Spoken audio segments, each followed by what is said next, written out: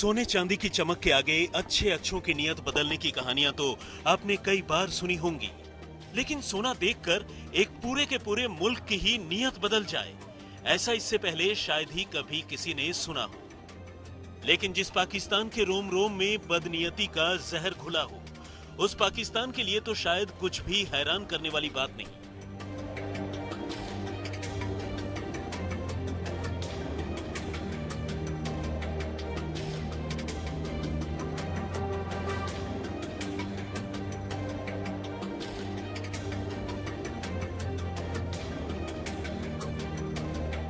अब सोना देखकर नियत बदल लेने की पाकिस्तान को भारी कीमत चुकानी पड़ सकती है। जी हां, पाकिस्तान सरकार को ब्रिटिश वर्जिन द्वीप समूह की एक अदालत ने कुछ इन्हीं वजहों से करीब 6 अरब डॉलर का जोर का झटका दिया है। हालत यह है कि कोर्ट के इस झटके की वजह से अमेरिका और फ्रांस में पाकिस्तान के मालिकाना इमारतों के जब्त होने का खतरा पैदा हो गया है। मामला कुछ यूं है कि करीब 28 साल पहले पाकिस्तान सरकार ने सोने की खुदाई करने वाली कुछ कंपनियों के साथ खुदाई के लिए करार किया था।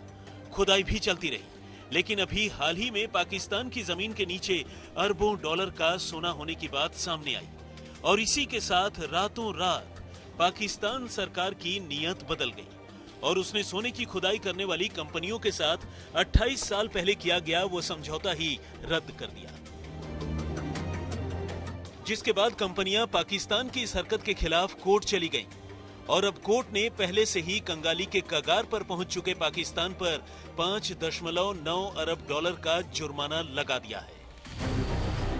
एशिया टाइम्स की एक रिपोर्ट के मुताबिक कोर्ट ने इन 6 अरब डॉलर की वसूली के लिए विदेशों में मौजूद पाकिस्तानी संपत्तियों को जब्त करने का हुक्म दिया है और इसी सिलसिले में अब अमेरिका के न्यूयॉर्क में मौजूद होटल रूजवेल्ट और पेरिस में मौजूद होटल स्क्राइब की कीमत का आकलन किया जा रहा है ताकि इन प्रॉपर्टीज को जब्त कर पाकिस्तान से उसके धोखे की कीमत वसूली जा सके। असल में इन दोनों ही आलीशान इमारतों का मालिकाना हक पहले से ही खस्ताहाल चल रही पाकिस्तान की सरकारी उड्डयन कंपनी PIA यानी पाकिस्तान इंटरनेशनल एयरलाइंस के मालिकाना वाली एक कंपनी के पास है और ये कंपनी ब्रिटिश वर्जिन द्वीप समूह में रजिस्टर्ड है। पाकिस्तान के साथ ऐसा इससे पहले भी हो चुका है। जुलाई 2019 में विश्व बैंक के एक ट्राइब्यूनल ने पाकिस्तान पर साल 2011 में सोने की खान का लाइसेंस रद्द करने पर 5.9 अरब डॉलर का जुर्माना लगाया था। इस खान पर ऑस्ट्रेलिया और चिली की खनन कंपनियों का मालिकाना हक था और इस कंपनी ने लाइसेंस रद्द करने पर 8.5 अरब डॉलर का हर्जाना मांगा था। असल में पहले ये समझौता बलूचिस्तान की सरकार और ऑस्ट्रेलिया की एक खनन कंपनी ब्रोकन हिल के बीच 1993 में हुआ था, लेकिन बाद में पाकिस्तान इस समझौते से पीछे हट गया।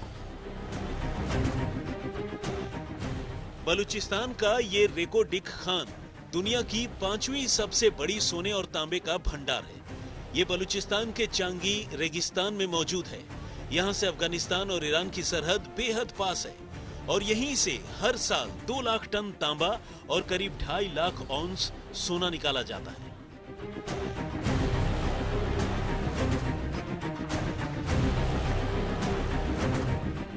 इस खान से हर साल करीब 3.64 अरब डॉलर का फायदा होता है। इस खान से करीब 55 साल तक सोना और तांबा निकाला जा सकता है, जिसकी कीमत करीब 200 अरब डॉलर होगी। फिलहाल कोर्ट ने जितना जुर्माना पाकिस्तान पर लगाया है, उसकी कुल GDP का वो करीब 2% है। ऐसे में कंगाली की इस हालत में पाकिस्तान के सामने अब करीब 6 अरब डॉलर खोने का खतरा मंडराने लगा है।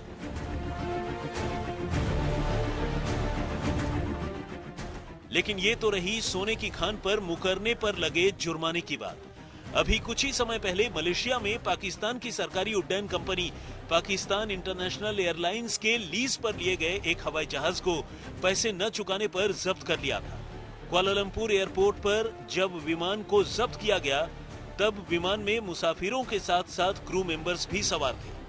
वारदात के बाद पाकिस्तान के द नेशन समेत कई मीडिया रिपोर्ट्स में दावा किया जा रहा है कि जिस कंपनी ने पाकिस्तान इंटरनेशनल एयरलाइंस को ये बोइंग 777 यात्री विमान लीज पर दिया था, उसके मालिक और डायरेक्टर हिंदुस्तानी है। पैसे नहीं चुकाने पर विमान को जब्त किया गया है। रिपोर्ट्स के मुताबिक इस कंपनी का दफ्तर दुबई में है, जहां भारतीय मूल के कई कर्मचारी काम करते हैं। गौरतलब है कि पिछले 1 साल में पाकिस्तान इंटरनेशनल एयरलाइंस कई बार आलोचनाओं का शिकार हुई है।